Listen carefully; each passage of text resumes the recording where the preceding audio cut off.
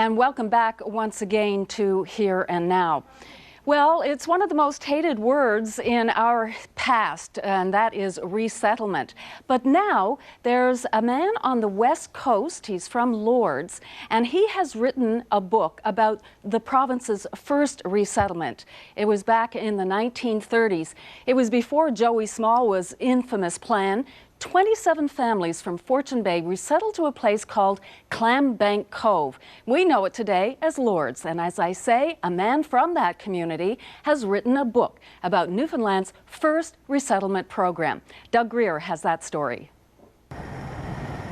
This is where the Drakes and the Snooks and the Skinners and the Greens and the Bullens lived. Bill O'Gorman has known this road, these names, all his life, and these houses. That's another original with an addition built on. The houses go back to the 1930s, when O'Gorman's family and 26 others moved here, resettled from Fortune Bay, from Harbour Breton, Sagona, Miller's Passage. That was one of the original houses built in 1937. The merchant of Miller's Passage, Stephen Tib Martin, owned the house in Miller's Passage. And when he came in 1936, he had no place to live. They wouldn't allow him to build or give him land, so he had to go back and dismantle this house in Miller's Passage and had it shipped up here. O'Gorman knows the stories because he was born and raised here, lived and worked here almost all his life. He's been collecting the history for years. This is my documentation and the tapes that I used to record the new settlers and the old settlers for their stories and referencing. He also scoured the provincial archives. Letters from settlers, their personal information. Now he's put it all together in a book. I said it was time to do something to answer all these questions that I never did get answered, and to leave a personal history to my own family of our times and where we came from. Is back there good like that? And history there is, and pictures. The who, what, where, and when of resettlement, and the why. It was thought that the people had to make a living by other means besides fishing, because the price of the fish had collapsed due to the stock market and the Depression era. So the government came up with a plan to find alternate sources of making a living. Clambank Cove had been part of the French shore, and French fishermen had lived here for generations. So the resettlers were not the first Europeans to live here. They worked well with the French. They depended on the French a lot to help them build their houses, to cut their lumber in the woods. The French really helped the English settlers to survive here. Ron Drake was 2 years old when his family resettled here. It was a good life, as far as I was concerned. I wouldn't leave it for anything. But he did leave, briefly, to go to school. That's when he learned just how isolated life had been back in Fortune Bay. You know, I can remember reading Chaucer's Canterbury Tales when I went to university, and my father used to use some of the same words that were used back then, like yer and der and all these words, you know, rampike and directly. The church played a vital role in the resettlement, and most of the church's impact was, of course, positive. But one particular priest was a problem. He was supposed to have some bad habits, drinking and such, that a lot of the settlers didn't agree with. And they took up a petition to get him out. Father Pinot did leave, but legend has it that he put a curse on his old parish. Like nothing would prosper, no businesses would prosper, the land would sink up in Tree Rock Cove. It's supposed to have sunk. Maybe it was Pinot's curse.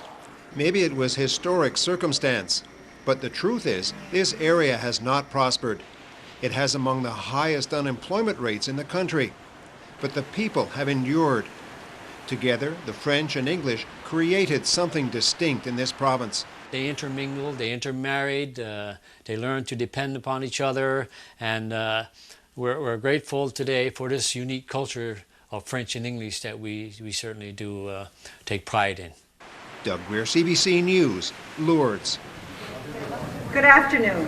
Senator Cochrane, Major Henry Gatto, honored guests, ladies and gentlemen, on behalf of Bill, Ann, and their family, I would like to welcome you to this official launch of Bill's new book, The Never Forgotten Days, the Resettlement Program from Fortune Bay to Lourdes, and to thank you all for coming here today.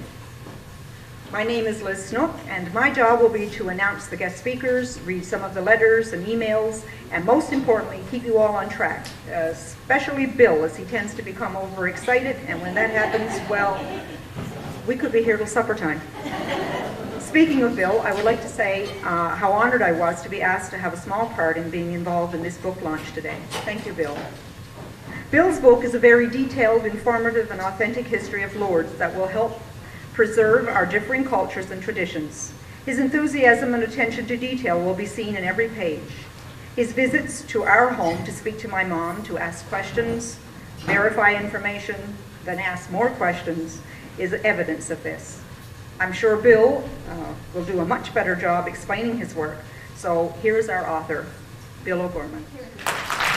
Good afternoon. I'm not going to explain anything. I'm just going to leave it up to the book to do justice to it, because I don't think I would do it here right now, and I don't think I would, like I said, do justice to it. So we'll just leave it at that, and once I get started, I tend to not stop. And this is why the book has been cut back to 312 pages. I could go on, but I was told to cut back on the detail, and I had a lot of it, so I don't want to digress here right now, because I'll leave that up to the book and for you to read. But I just want to make some acknowledgments here, to pay some acknowledgments to so many people here who have supported and contributed to this record.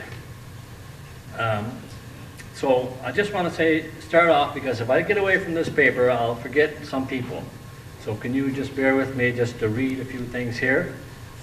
So I'd like to welcome everyone, to those near and far, and to those who represent societies, organizations, government departments, provincially and federally, to Jim Hodder, who couldn't make it here today, he came down with the flu, and to Senator Cochrane.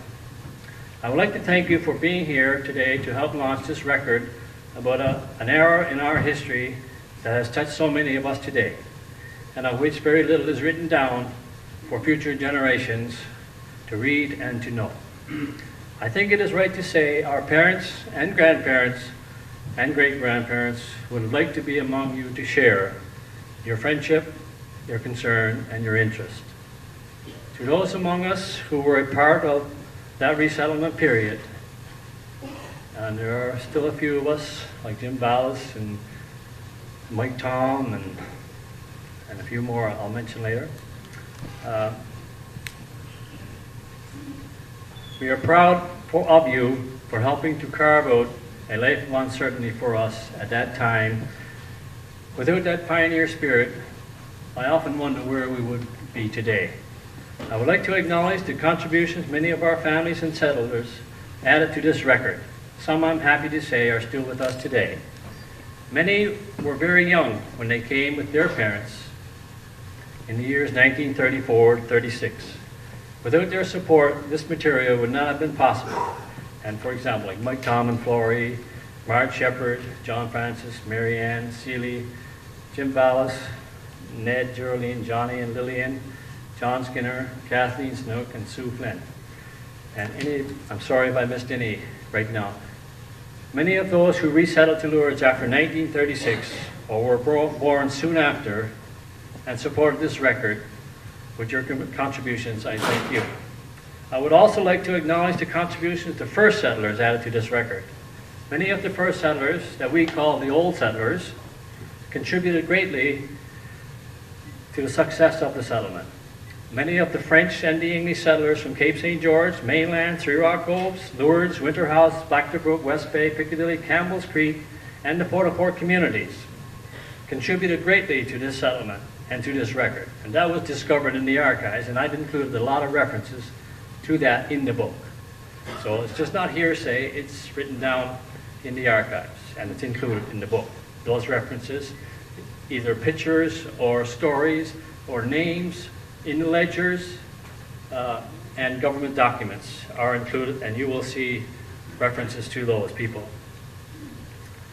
Their support and contribution is described in the book. On behalf of the new settlers, I thank you greatly. Without your help, the task of resettlement would have been more difficult, to say the least. I would also like to acknowledge those artists and writers among us today who contribute so much to our rich heritage of song, of poem, of paint, of voice, plays, and stories. Your contribution to this book of heritage is referred to both in the literary and musical style that I refer to in the book and use examples of it. I refer to people like the Fromages, like Donald, who wrote the resettlement song. The Marches, like Pat March, for example, who wrote the Candlemas song that is referred to in one of our culture stories in the book. The Youngs, Ronnie, for example, of Blackdip Brook, who wrote the song The Accident at Abraham Scope Hill, which is quite detailed. And thanks to Ronnie, that many details are revealed in song that we enjoy so often today on the radio and locally. The Cornicks and the Olivers and the Felixes and the Halls and the Meanies and the Skinners, Benoits, especially in Mill, and many others that is referred to and paid respect and a tribute to. And to playwright and actor Jerry Doyle, to quote a phrase from his latest play, Fiddler on the Roof, it's a matter of tradition. We are so happy to be a part of that tradition. Thank you. This labor of love was a dream fulfilled I had since high school. The curiosity to know about the resettlement program motivated me to write about it after a long time of collecting stories, pictures, experiences, and friends. It was late in coming, but it is done today. I describe those circumstances in the book. This is why I don't want to talk about it today. It would take too long. There are very important people to speak after. More important. Some startling facts are revealed in government documents, like I said, I referred to, in pictures, and testimonials are included that describe the times our parents and grandparents experienced to bring to us a standard of life that we enjoy today. I feel confident you will be enlightened by the stories that are both sad and happy. Some of these will make you cry, I'm sure I did many times. To conclude, I present this heritage record, right there in front of you today, as a tribute to all those who settled, to all settlers who ventured to this unknown shore in the name of resettlement. And on behalf of the settlers and my family, I thank you very much for your interest, encouragement, and support.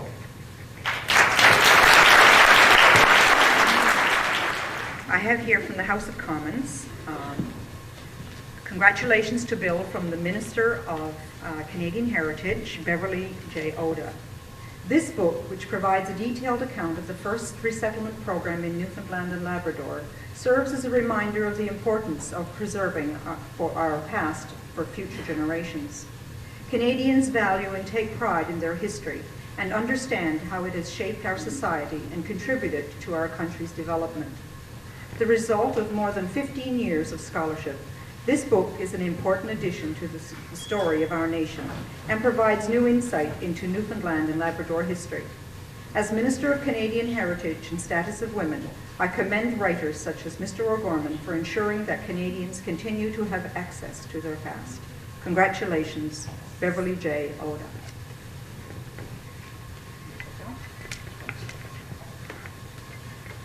Thank you. I now call on Senator Cochrane. Thank you very much, Lisa. Well, good afternoon, everyone. I am really happy to be here, and I want to celebrate the launch of this unique book of Bill's. And I'm so proud to support Bill on this very, very special occasion. I commend him for his perseverance and devotion to this particular project. The story of the resettlement program from Miller's Passage to Lourdes is of great personal interest to me. As my parents, sorry, Bill is right, this is emotional. My parents, you all know my parents' names was Ned and Minnie Bungie. And they were among those new settlers to make the trek across the island. I remember as a child hearing my mother tell many stories about the resettlement program. And of course, I was only 8 or 9 years old at that time. And it sounded like a great thing to do. Oh, it was so adventurous and everything. Packing up all your worldly goods and going off in a boat in search of a new life. It sounded so glorious to me then. But now that I'm older, I realize the magnitude of such a move. They were moving to an unknown land with no housing, no jobs, and had to rebuild their lives, literally, from the ground up. Now, that was quite the challenge. But these new settlers had a very strong desire to build a new future for themselves.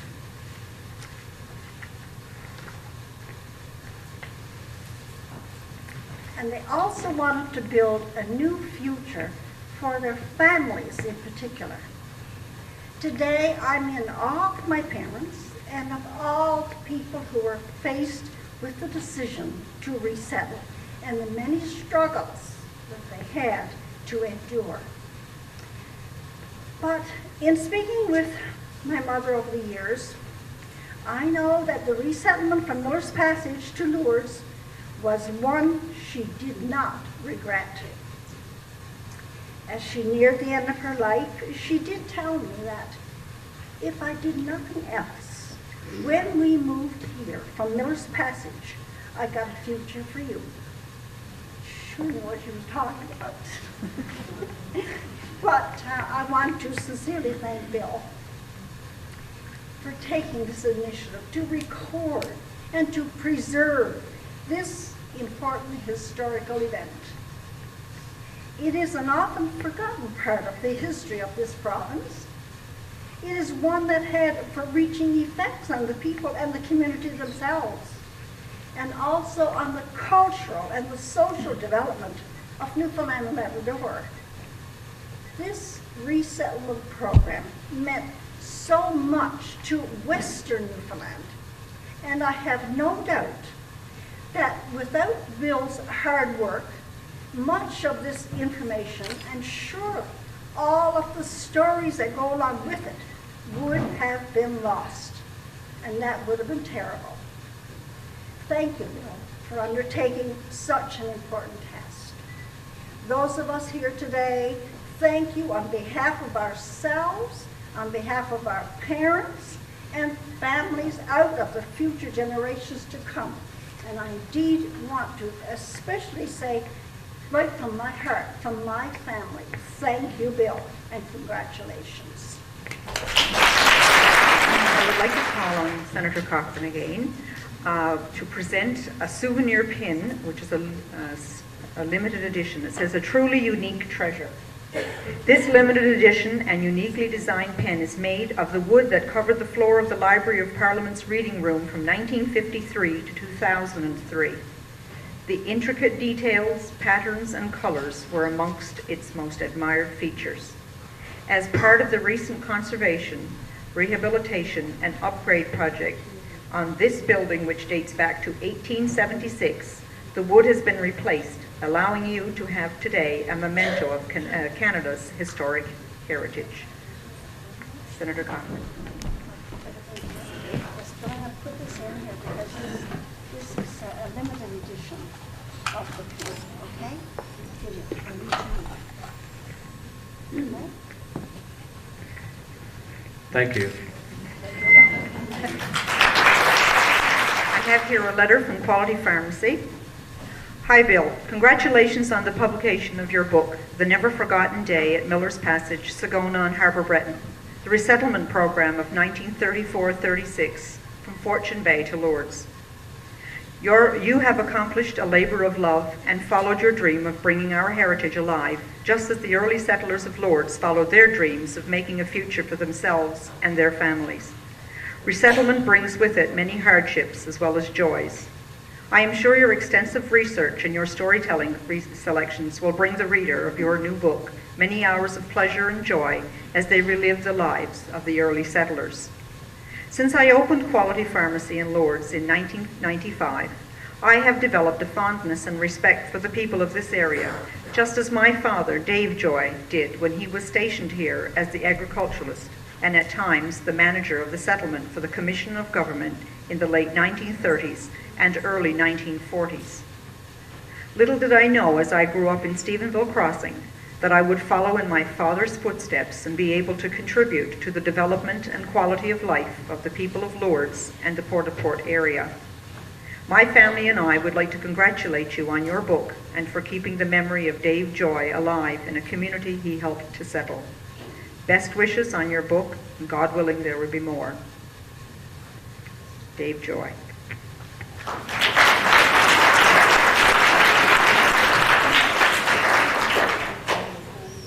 I would now like to call on Amanda LaPrere as the representative from Piccadilly High School. Good afternoon.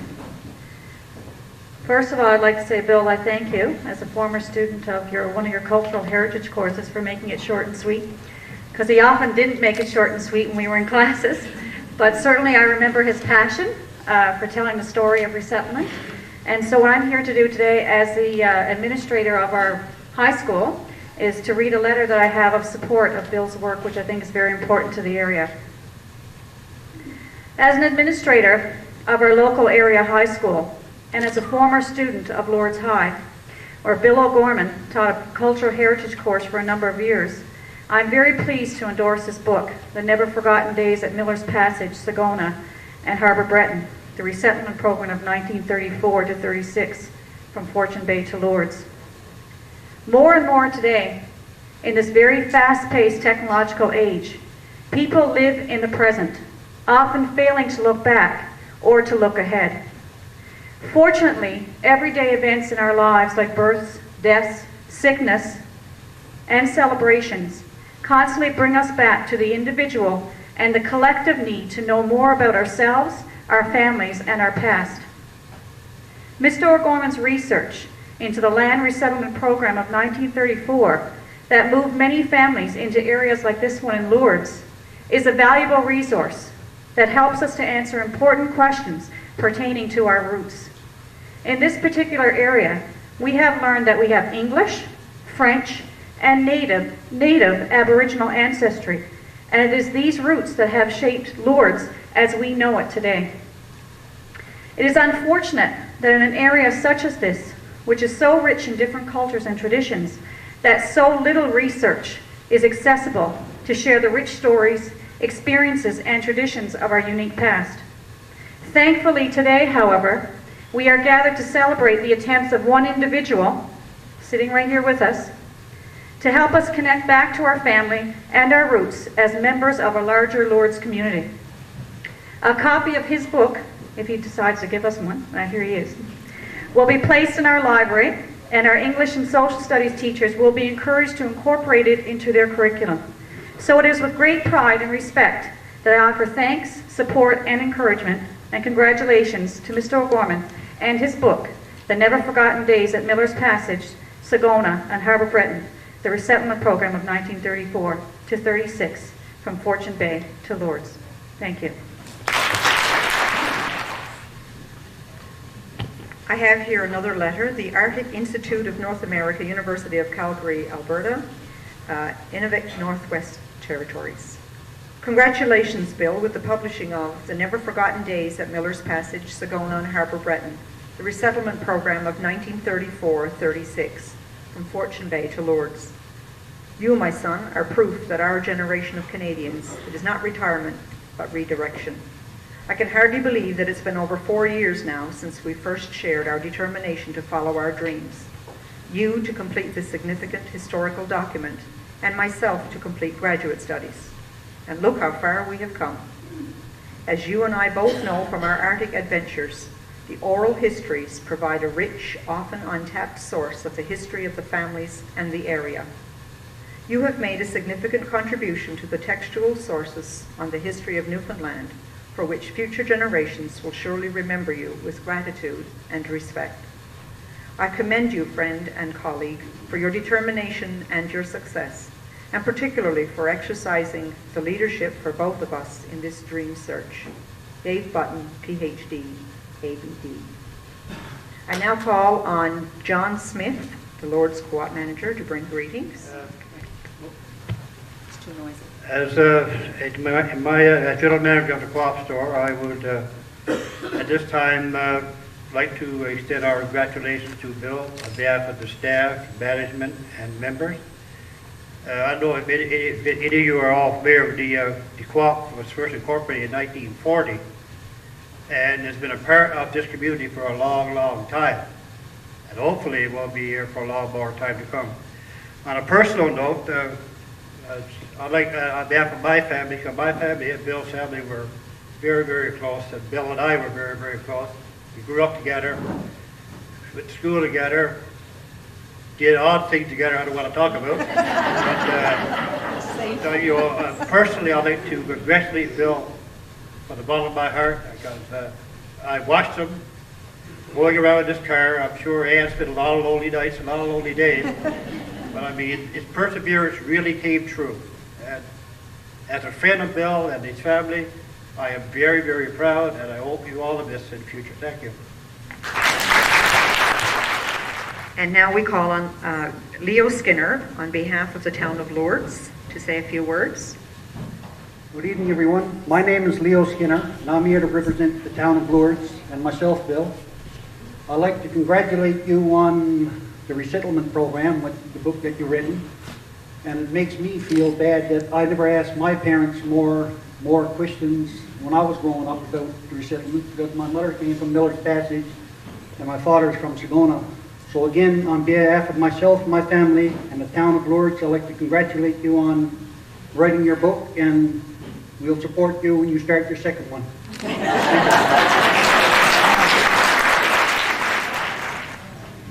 This is a letter from Doug Wells, who was a friend at Harper Breton. Bill, I'm tickled that you have done such a project, because not much is written about the history of the South Coast, and God only knows that we have a rich and colorful history.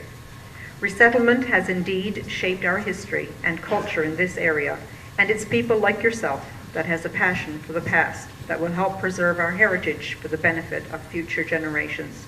Congratulations again. Regards, Doug Wells. I now call upon Mark Felix, Community Education Chairman, to say a few words.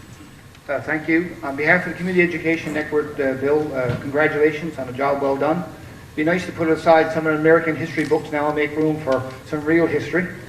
I'd like to read a message from Bev Kirby, the Executive Director of the Community Education Network, and Bev and Glenn sent along a message that I would like to read to you. Bill, sorry we can't be with you on this special day, but our thoughts are with you. When we think of Bill O'Gorman, we think of entrepreneurship. When the Lord's Retention Committee was thinking of solutions to keeping young people from dropping out of school, Bill thought of entrepreneurial studies. And that's when the partnership among the Pasadena Venture Center and the College of the North Atlantic resulted in one of the first entrepreneurial school texts, Challenges, Opportunities, and Bill went on to inspire an entrepreneurial spirit in students, not to mention his own entrepreneurial activities. This book is the latest example of such activity and has special meaning for Bev, who is the granddaughter of a land settler who resettled from Conception Bay to Midland, now Pasadena, likewise in the 1930s. Bill, you're an inspiration, and we look forward to reading your book, Bev and Glenn Kirby. On behalf of the Education Network, we congratulate you again, Bill. Job well done. I now call on Shirley Snook, representing Lourdes Elementary School, and Shirley is the chair of the library board. Good afternoon, everyone. As Les said, my name is Shirley Snook. I am a resident of Lourdes, have always been. On a personal level, part of my history is in that book. When Bill first asked for pictures, I didn't want to give right? Because I said, you know, that's our history. I didn't want other people knowing about it, you know, because they were our memories. But then I realized he was asking because he wanted to make sure that everybody had all of those memories put together in his book. And now I'm very, very glad that I did give him the pictures. On another level, as principal of Lourdes High School and chairperson of Lourdes Library, I'd like to extend our congratulations to Mr. Bill O'Gorman on the completion of his book. As many of you are aware, that this book is the history of who we are today. It details how our relatives came over here many years ago and how this community of Lourdes came into being. Many of us here today will remember this, but the younger people, they won't. It will be difficult for them to associate with this, simply because they were too young at the time. However, I'm sure that once this community reads the book, it will be a much talked about event for years to come. It will also come to life for our children, because I can guarantee you right now that it will be used as a resource in our school, in the school library. It definitely will be promoted. It will be used in our grade 7 social studies. And right now I'm going to be making a date with Mr. O'Gorman to visit the class and give a more detailed description of his book, the reasons why he decided to write it, and so forth. In that way, it will become more realistic for our students. And I can bet that they will be saying, yeah, that's right, that's my great-grandfather. Oh yeah, I remember Mom and Dad talking about that. Look at here, now here's Mr. O'Gorman telling us all about it again.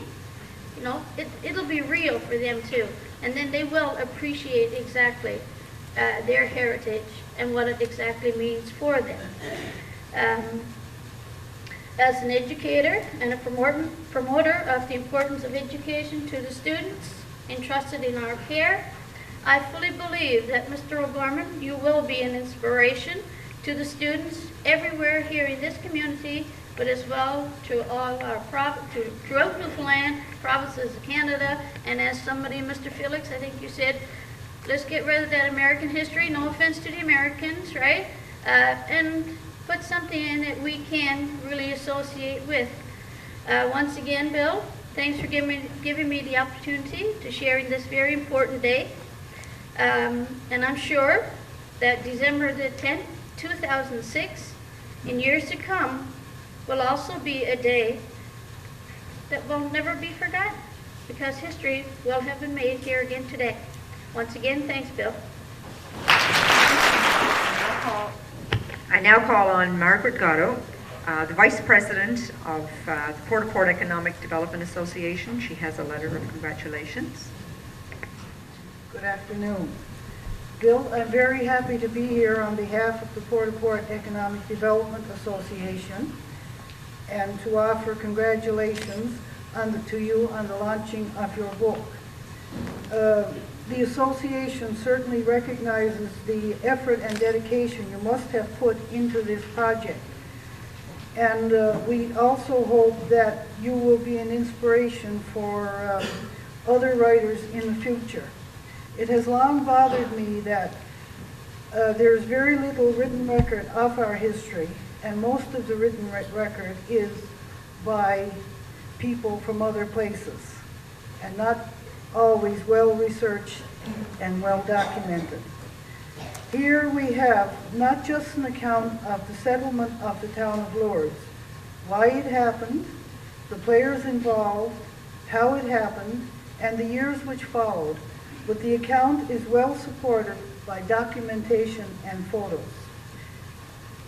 This is a superb example of our ability to record our own history, a written record by one of our own about our own people and place. Once again, congratulations, Bill, on a superb job, and best wishes for this book in the future. And we look forward to perhaps maybe another one or two from you.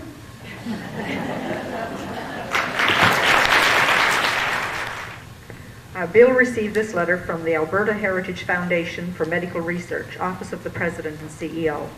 Dear Bill, congratulations on the launch of your new book recording the history and development of Lourdes.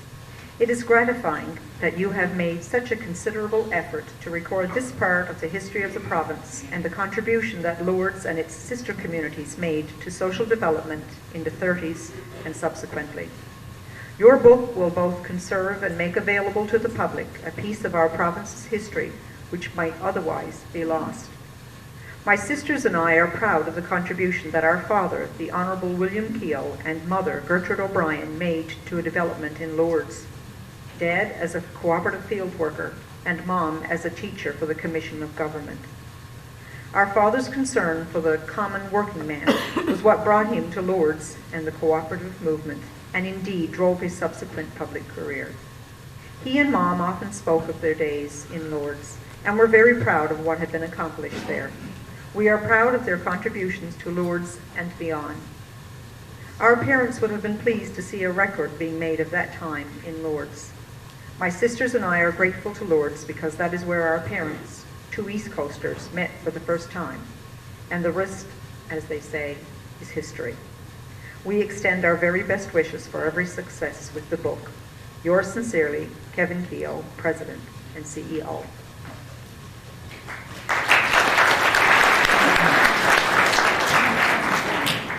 I now call on Henry Gatto, Major of the Cadet Corps in Lourdes and beyond. Okay, short and sweet. Senator Cochrane, invited guests, ladies and gentlemen. As you can see, I don't have any notes, so I guess I'm going to have to wing it here. Bill, first of all, congratulations on that book. You asked me to say a few words, but I thought it would be from the back of the room, saying, how are you? I've had many conversations with Bill regarding his book, and, in spite of what the name says, the resettlement program, Bill's book is a history of our community and our communities. I was never aware, growing up, just how much effort and assistance my parents and my grandparents, the same as many other of the, we call them old settlers, gave to the resettlement program to help them settle in here. When we speak of resettlement, we have to remember that Lourdes or Clambank Cove and all of the areas, we were all resettlers. My grandparents and most of the parents or grandparents of all the old settlers in the room today either came from Nova Scotia, St. Pierre, settled in Sandy Point, and packed up their worldly belongings and either individually or in small groups came here. They were barely settled in when the government resettlement program took place. So it was a trial for all of us. I grew up with the second generation new settlers, many of whom are in the room today. And it's nice that 72 or 74 years later, that we are a community. The old settlers, the new settlers, we're all a community now. So I guess I'm speaking on behalf of the old settlers. 74 years later, it's never too late to welcome you as part of the history of our community. And for the old settlers, it's a great memory of how we participated in the resettlement program. And I think the book spells it all out. I haven't read the book because I didn't have $25 and he wouldn't let me read it. But I read an amazing summary of the book on Aidan Young's webpage. And that told me that it is a book worthwhile reading for all of us to have in all of our schools, all of our libraries, and in all of our homes. We spoke of our heritage being French, English, and Native. As a representative of the youth on the Port-au-Port Peninsula, some 80 plus cadets, we fly the Canadian, the Francophone, and the Mi'kmaq flag, because we are all of us now as present-day settlers have a rich heritage in all three areas, the English, the French, and the Native. And it's hard to tell one from the other anymore, because a lot of we have amalgamated so well into the community. You can't look at someone and say, oh, you're an old settler, or you're a new settler, because we've surname can no longer tell that anymore. We've kind of amalgamated. So having said that, once again, Bill, I look forward to reading the book. And I also look forward to another, before you write your second book, that we go ahead with another little dream that you and I spoke of some time ago, and that's a museum for this area. Just looking at some of the things that are out today, a museum would be a great addition to the rich heritage that we all can enjoy. So ladies and gentlemen, it's been a pleasure. Thank you. And Bill, once again, congratulations. I have a letter here from Bill's sister, Gert. Billy, I admire you. Bob always says to me, why don't you ask your brothers to do it? They can do everything after all. And now that you've reached your final product, I'm beginning to believe him. Congratulations and thank you for putting our history in writing. We are very proud of your accomplishment. Thank you to Anne for your patience and for helping when he needed you most. Also, to say to Deanna, Chad, and Maria, you have a lot to be thankful for and to be proud of. I am sorry for not being there today, but my thoughts and heart is with you. Hope you enjoy your very special day. Congratulations again. Love, the Critch family. Gertrude, Bob, Allison, Robbie, and Jewel. I now call upon Mary Barter from the FAST program, who's the coordinator. The funny thing about myself, if you ask me to move a mountain behind the scenes, I can do that like that and get in front of a big crowd of people. You'd think after all these years I'd be better at it, but so if I start to stutter, please don't mind that. I'm here today to talk a little bit about the FAST program, which is Families and Schools Together. And it's a program of the Community Education Network, who's my employer. And the FAST is an 8-week program, and when the families graduate, they go into what's called FastWorks. And they meet once a month then for 2 years after, and there's a pilot project called Families, Schools Together, Parents and Computers for Employment, which is, I guess, a technology program. And I guess the reason to make the connection for most people is how things have changed so much since the resettlement program to where we are today. Things are dramatic. I did a presentation for the Duke of Edinburgh students a while back, and I told them, I said, because the students are from anywhere from 12, 13 up to 16 or a little older. And I said, my grandmother told me that when we were living in Long Point, when they lived in Long Point, and I was resettled from Long Point, by the way, when I was 2 years old. So I know a little bit about it, but I don't remember it, but I know from the stories. And she said there were more people living in Long Point than there are in Blackduck Brook today. And I thought, oh God, no, that can't be. Right? She said there were people everywhere. And she said, you had one child here and one here and one here and one on your arm. And she said it was amazing. So I asked the kids, I said, just close your eyes for a second and imagine no electricity, no power, no TVs, no radios, no MP3s, no computers. And I mean, they were looking at each other like, so can you imagine like moving all that way right across from one part of the province to another part of the province and not even knowing what to expect, where you're going? And I mean, we couldn't go and jump on the bus. They couldn't go jump on the bus. They couldn't jump on a plane. They couldn't, look it up on computer. Okay, we're going to Lourdes. What does it say about Lourdes? So I think that to capture the stuff that Bill has captured is very, very important for our history, because I share that enthusiasm, with him as well. I wasn't really familiar with the story of Sagona and those places way back, but a few years back when I did community television here in Lourdes, I did interviews with some of the older residents here in Lourdes.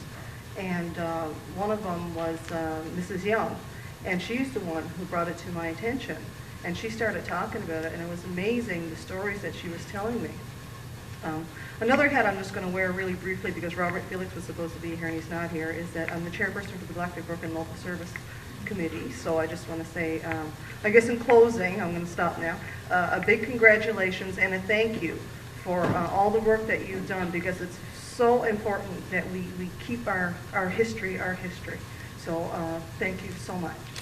I have here a letter from Greg Walsh from the Newfoundland Archives, The Rooms. Dear Mr. O'Gorman, on behalf of the Provincial Archives, Rooms Corporation of Newfoundland and Labrador, I wish to congratulate you on your upcoming release of the Never Forgotten Days at Miller's Passage, Sagona and Harbour Breton, resettlement program of 1934 to 1936 from Fortune Bay to Lourdes.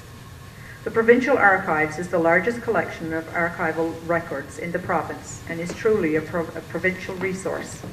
Its mission is to acquire, preserve, and make available the archival records of the Government of Newfoundland and Labrador, as well as records from private sources that have a bearing upon the history of the province.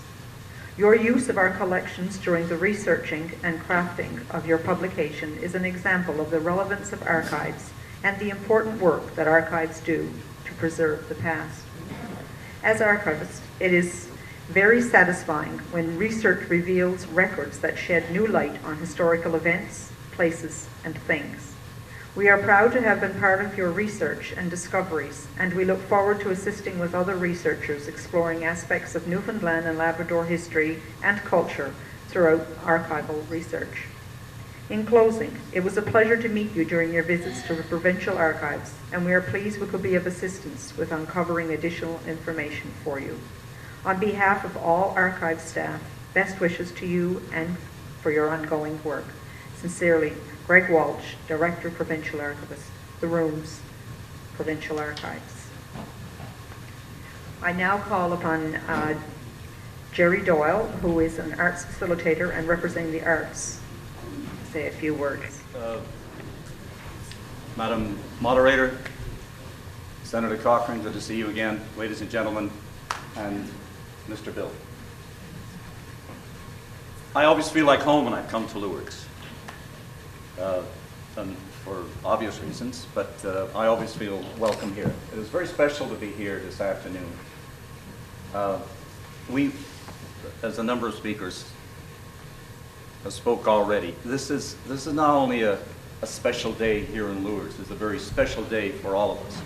And I'm privileged to be asked to speak on behalf of the arts community. I don't know if the rest of them know that or not, but I'm here. Because where we get our inspiration, where we get the material that we do, is from people like Bill O'Gorman. And lay it on us, man. You know, this is what we want. People, writers like Al Pittman, Gordon Pinson, David French, people like that who record our history, people like that who look into the past and say, this needs to be archived or needs to be said, and then hopefully we'll stand it up on stage someday and so on. I found it interesting because I guess who we are as people and who we are as characters. Earlier, as we were gathering, a little earlier, I watched some of the people here and I watched the faces and the hands, but I've overheard some things as people were chatting. And there are two people, and they don't mind me mentioning their names, I don't think, because I've known them for as long as I've been around Lourdes. One guy was walking through the books, and he'd look at this one, and he'd pick it up, and he'd close it off, and then he'd look. And his buddy said to him, this was Kevin Skinner, by the way, walking around the table. And his buddy, well, he was a buddy up to a few minutes ago, Sam Bungie says, Kevin, I looked at him, my son, they're all the same. And that's only from that's a new settler saying this thing. So what kind of nerve do they have, you know? But I think that's the root of who we are. I think that's as characters, as people who have lived tough and who've scratched out a living from the land and the sea. And a few people have touched on it already. I think it's a wonderful thing. Can you imagine in 1935, 35, or 36, somebody wakes up and you got 2 weeks more to Christmas and you're freezing in the house and the missus says, you know, you should be up long ago and light the fire. And he says, well, I haven't got much wood. And she says, well, you could have a fire. And he said, but I forgot to tell you, he said, we haven't got the stove yet. So I think that was touched on earlier because, and Senator Cochrane mentioned about that kind of hardship, that kind of wonder, that kind of, what is tomorrow going to be like? What is tomorrow going to be like when you're coming to a new place? And you know, when people when it's pointed at you to say, you're gone. 2 weeks from now, 6 months from now, this place is closing down. Not unlikely with a lot of things that are happening right now today. Things that are happening in this area, and people will go away to work. And we've done it for years and years. But if you're told that this little town or your village is going to be closed down, I can't imagine what kind of a feeling. But I want to know, and that's what the crazy artistic stuff in me, I guess, wants to know. I want to know what the dramatization of Bill O'Gorman's book would be like. How that morning would feel. And you look at your children and wonder, what have we got? What are we giving them? What's Christmas going to be like? And I'm reminded last night, thinking about exactly what I was going to say here, or driving in today and thinking about all kinds of stuff. But I had to think about the writers. And the little bit of work that I've done so far into research and writing is not easy stuff. This is not easy to do. And it's painstaking. And I can imagine the night that, now retired, that Bill O'Gorman sat there and he woke Anne up some night and says, okay, now I'm ready.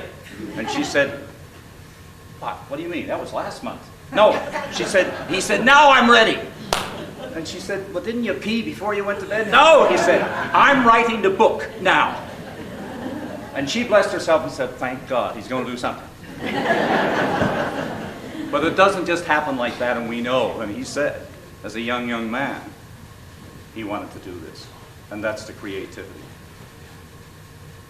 I remember looking up from my desolation place years and years ago in a wasted land that I thought I'd never get out of it for a long time in Labrador, and I looked up and I saw this wonderful looking lady. And she was staring at me. And a few minutes after that I said, do you want to get married? And she said, okay. And thank God. But that's when I started to learn more about Lourdes and more about new settlers and old settlers. And I made a big mistake up in Tucker's house one night calling her a new settler. She went out of her head. I had no idea.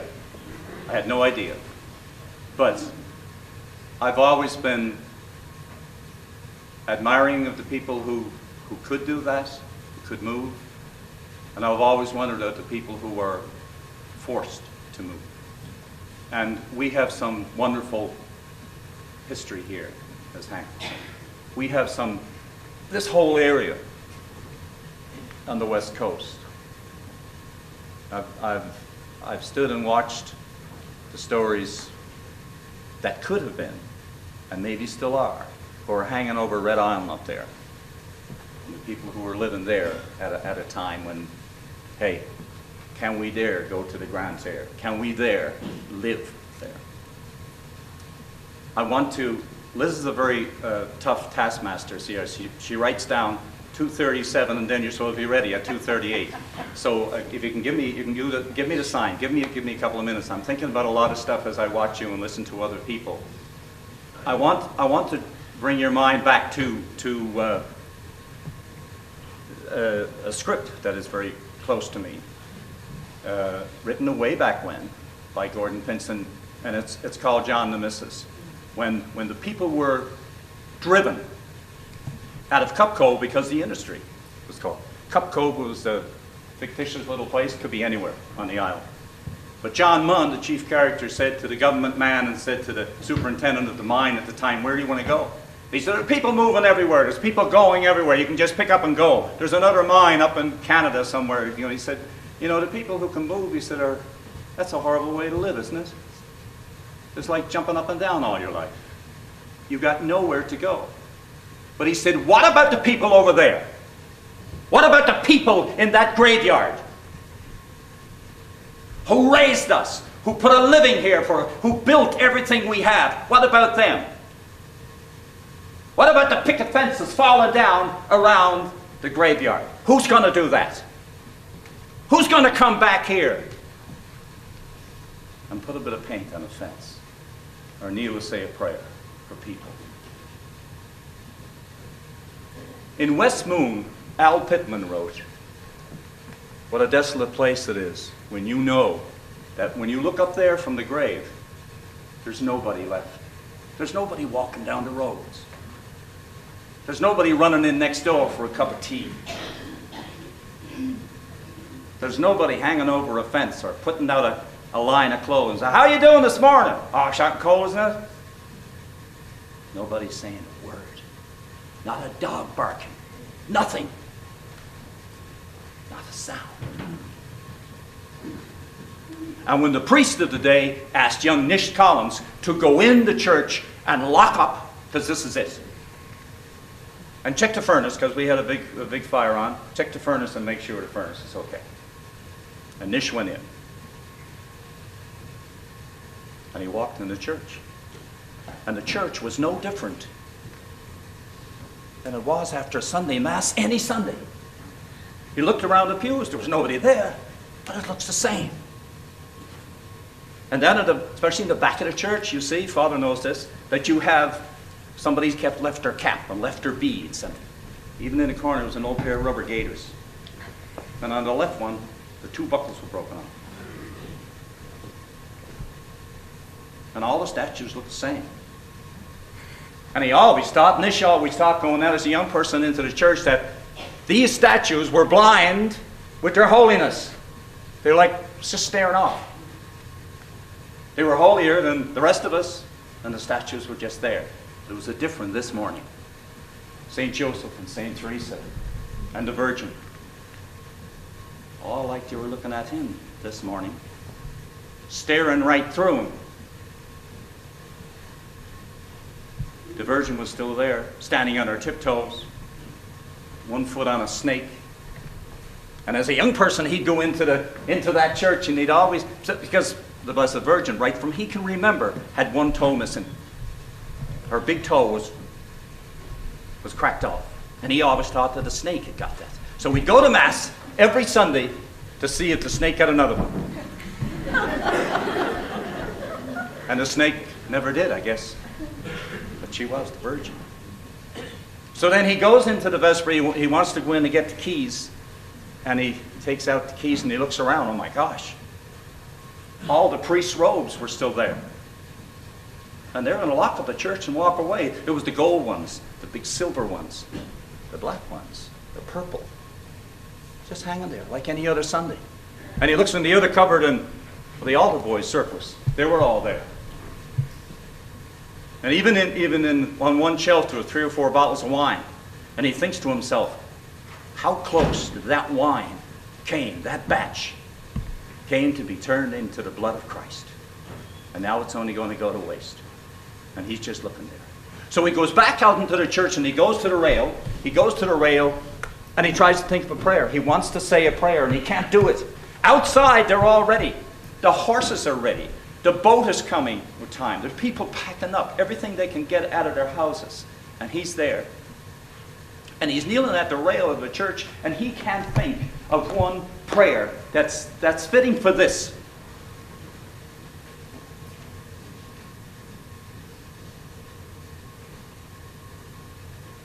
And he walks down the basement, he checks the furnace, and there's a few coals left, but he'll be all right. And he picks up a piece of rope, a few fathoms actually, nylon rope. Coils it up, put it on his shoulder, and he walks back up in the church, and then he climbs the stairway up to the choir. The old choir loft. And he goes up there, and he ties one end of the rope on the rail, another end of the rope around his neck. And he looks around the church one more time, and he jumps. And he still has the keys to the church in his pocket. And that story didn't lead me today. It didn't lead me as I heard people talking. And that's what it was like for some people. That's how hard it is for some people. And I think it's a wonderful day when, after this many years, that we are still here and that we are still talking to each other and we all are getting a sense of our history. I think it's marvelous. And I'm happy to be here. But look at me. I'm happy to be anywhere. Bill, God bless. Thank you. I'd like to call on Bernie Duffany from the French group representative, please. Robert was supposed to be here this evening to represent the French group, and at the last minute he called me and asked me to come up and say a couple of words. There's going to be very few. I guess we have a French connection to the book, and that's what Robert's going to talk about. I don't speak French, but my ancestors did. I guess my great-grandfather did. And anyway, I watched Billy the last couple of years down there around Dr. Brook Winter houses, going from door to door, trying to gather information, and I know how much hard work and time he put into that book. So on behalf of the community of Dr. Brook Winter houses and the French group, congratulations on all the successes you brought. Thank you. I'm going to call on Father Terry to represent the Lourdes Parish. Okay, thank you very much. Obviously, this is a great occasion for us to be gathered here today. I'm so pleased to see such a large number. It's always precarious, I suppose, when you announce a public gathering. You don't know who's going to come or who's not going to come, so it's nice to see the room full. Just dinner hour today, as is my custom. I was sitting at with a parishioner, eating whatever was coming, and it was lots of it. And the whole story came out over the table. The journey was perilous, leaving Fortune Bay and going by boat to Port aux Basques. And then in Port aux Basques, getting the train to Stephenville Crossing. And then in Stephenville Crossing, a truck taking you back to Port-au-Port. And then getting in a boat and going from Port-au-Port to West Bay. What a journey. What a way to reach your new land. And the men came first, and the women came second. And when the women came, they brought their sheep with them in the boat. And they forgot to tie their sheep on in the boat. And the boat swayed, and the sheep were in the water. And that's the last they saw of their sheep. All that over salt beef and cabbage and gravy, pudding. So it all comes out over the meal.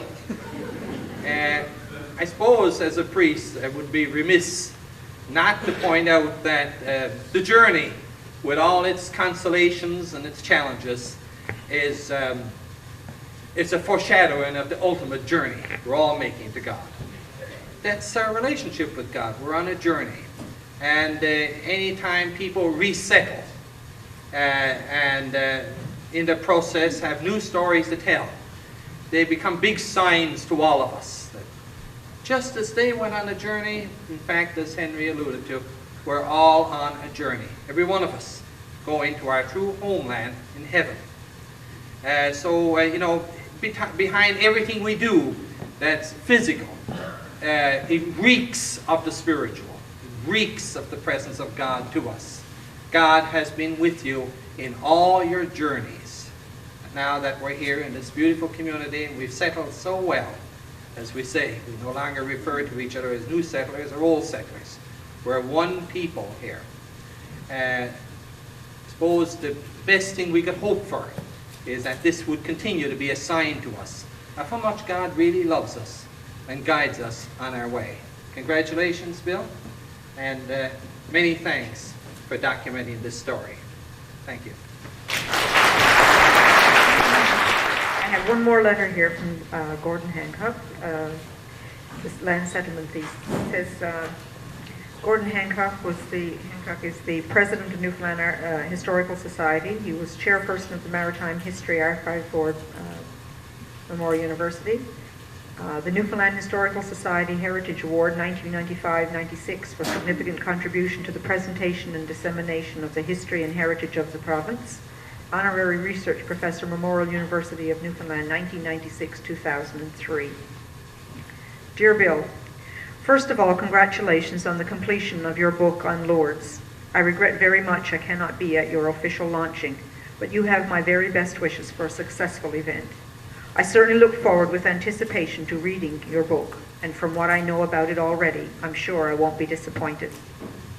As you are well aware, Lourdes and the story of the resettlement of your people from the Harbour Breton Sagona Island area of Fortune Bay to the outer Port-au-Port Peninsula back in the mid-1930s holds a very special interest for me. Back in 1968, I was studying for a master's degree in geography at Memorial University when I decided to research the Commission of Government land settlement as the subject for my thesis. Lourdes was one of the 8 settlements created by the government as a strategy to improve living conditions during the Great Depression. In the summer of 1969, I visited Lourdes and conducted interviews with some of the older people then still living who were involved in the land settlement and some of their children. That was for me a delightful learning experience. As it turned, Lourdes was one of the most interesting of all these settlements. Indeed, it was completely different from all the others in its design, and particularly in the strong role played by the church in its early development. Lourdes was planned along the lines of a European green village, and it is only one of its kind in Newfoundland or in eastern Canada. But the greatest fascination is the story of the fishing families, English-speaking and of Irish Catholic ancestry, who made the exodus from a depressed fishing situation on the south coast into an area among a French-settled and French-speaking area on the west coast, where they were expected to become fishermen farmers. It was a great social experiment on the part of the church and state, and despite all the difficulties, tensions, and problems in the long term, it turned out very well. In 1969, Lourdes was a vibrant community and the main central place on the outer Port-au-Port area. As you know, I was absolutely delighted when I discovered that you, a grandson of one of the main settlers leaders of the exodus from Fortune Bay to Lourdes, decided to tell the full story and write the history of Lourdes. I think my first reaction was to say, it's about time. By that I meant I had long awaited the day when someone like you would put together a full account together with pictures of the development of Lourdes from its beginning. I have always believed that each one of the 8 land settlements needed to have a full book written on it. I'm more than pleased that Lourdes is the first to have its story written, and that an enthusiastic and competent person like you was the one to do it. The value of your book goes much beyond the telling of a story of a community and its founding people, as important as these are. It preserves for you the fundamentals of your heritage and gives you the tangible evidence why the residents of Lourdes, present and future, and for their descendants, should take pride in their community and their history, ancestry, and culture. In practical terms, the book will also provide a solid and reliable reference from which Lourdes can interpret its history and heritage through a community museum and/or a website on the internet. Again, Bill, I'm absolutely thrilled that you have followed up on this project and brought it to what I'm sure will be a very successful result. With every good wish for you and the community of Lourdes, yours sincerely, Gordon Hancock, PhD, Professor Emeritus in Geography, Memorial University. This concludes the speeches.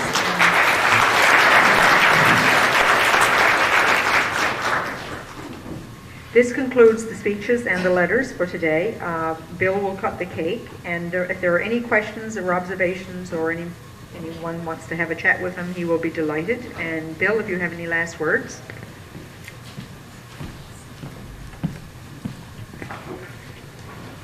Again, thank you for coming and listening to our stories.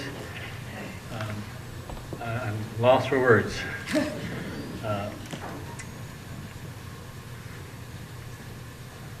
Just to think that so many people are here today to listen to our stories and to support this amazing venture is heartwarming.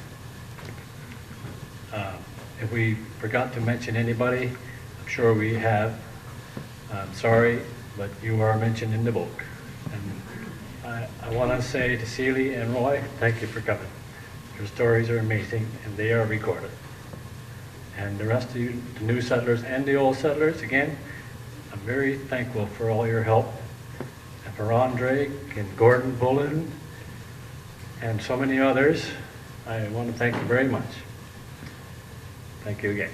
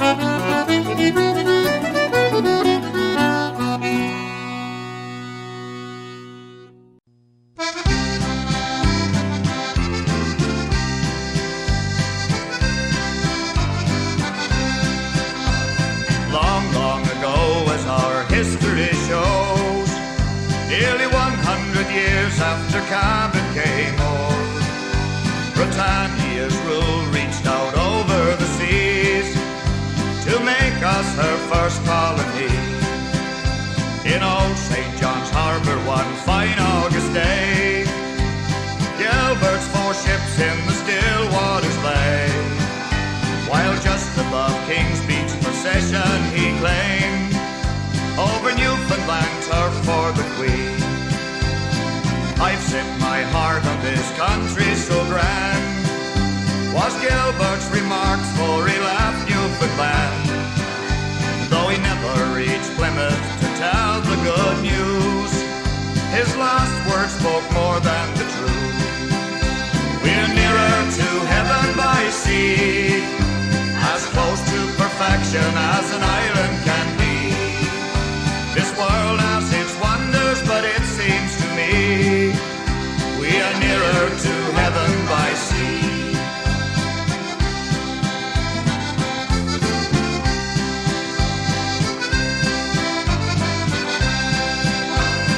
Poets have praised this great country with pride, from its vast rolling prairies to the Rockies so high, and the north with its splendor of river and trees, God's notion of freedom and peace.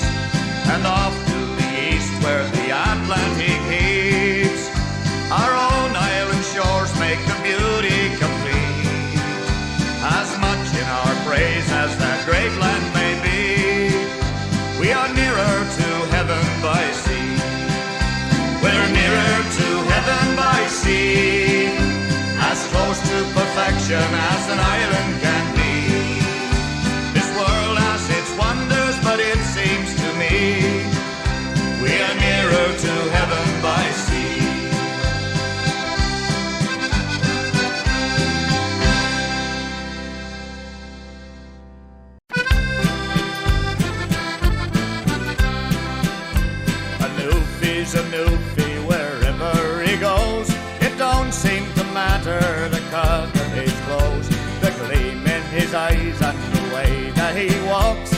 true Newfie tone in the way that he talked.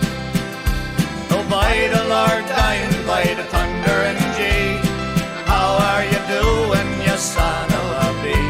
You can't fool your old man by dressing like that. You're still just a Newfie in a Calgary hat.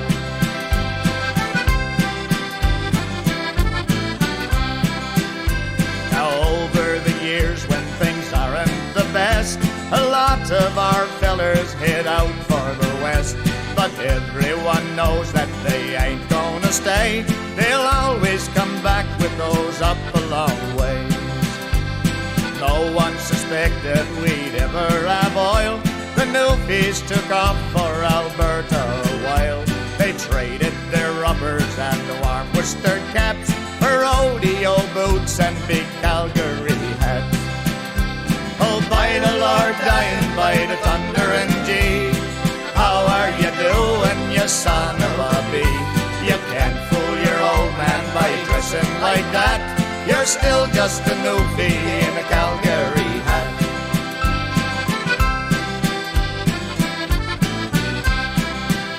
Now a saltwater cowboy is new, you'll agree. It seems we've created a new kind of breed. With our hats and our boots and our talk about oil, we even talk Newfie in a soft Texas style. Oh, by the Lord, dying by the thunder and G, how are you doing, you son of a bee? You can't fool your old man by dressing like that. You're still just a Newfie in a Calgary hat. You're still just a Newfie in a Calgary hat.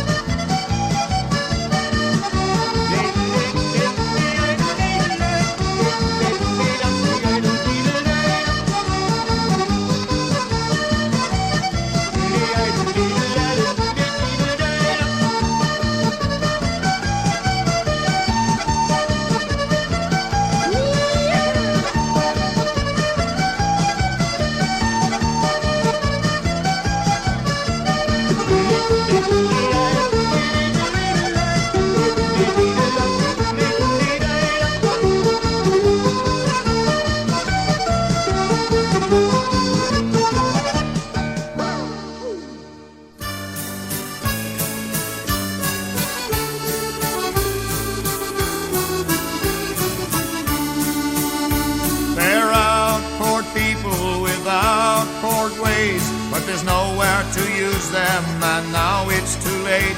And they curse on the one who uttered the phrase, resettlement now while resettlement pays. He sits on the dock and he looks across the bay and watches his memories as they pass on the waves. And he wonders what cards fate might have dealt if he'd told those officials to go straight to hell. 'Cause you can't take a man from the soil where he grew, lest you know how to solace his mind when you do. And for God's sake, don't say how much greener's the grass, 'cause those uprooted people saw it weather too fast.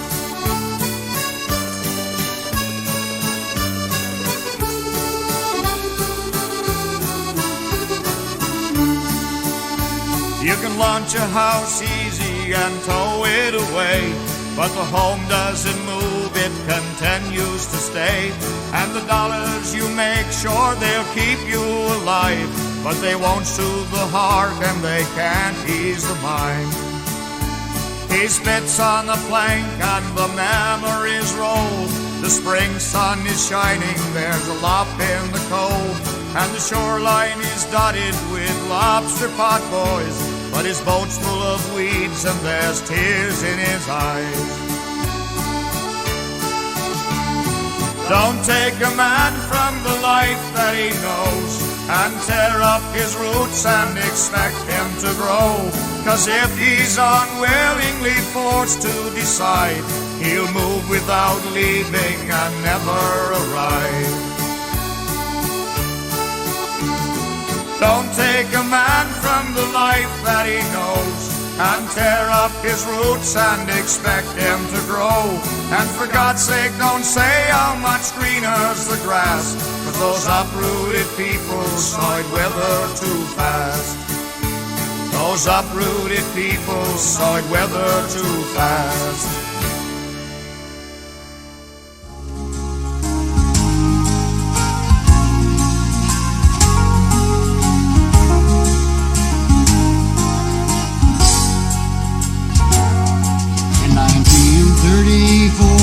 Before the Second World War, you found land's dead 100 million or more.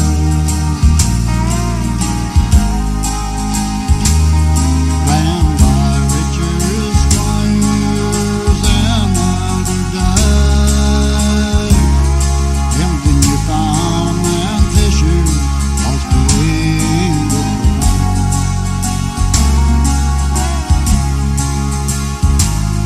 Six commissioners and a governor was part of the plan. 3 men from Britain, 3 from Newfoundland.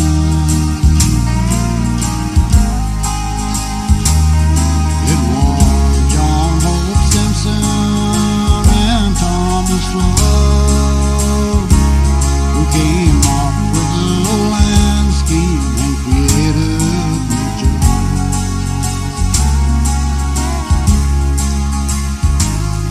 There's farming worldwide,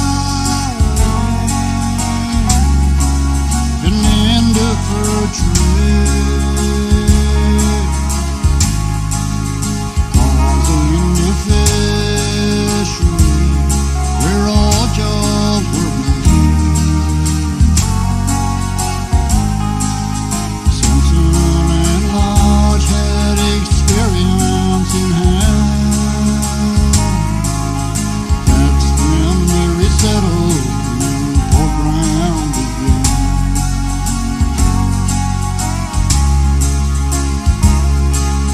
Simpson and Lodge on a ship met a man,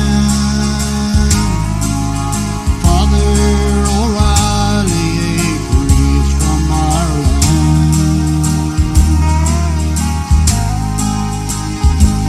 In conversation, he discovered the resettlement plan in Lords on the west coast of Newfoundland.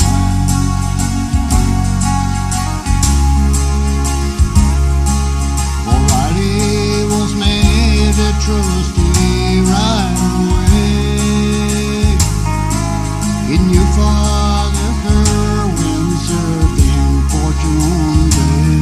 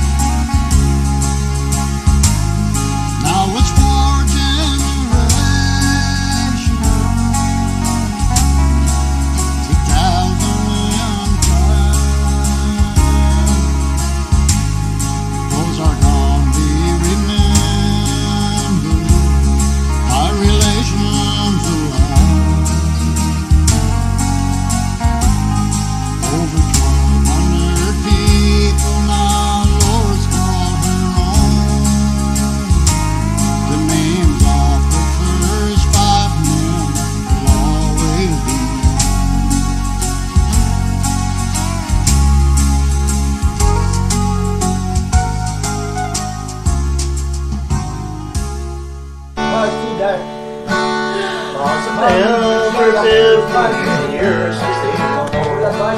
Watch the wagon carry some workers back home.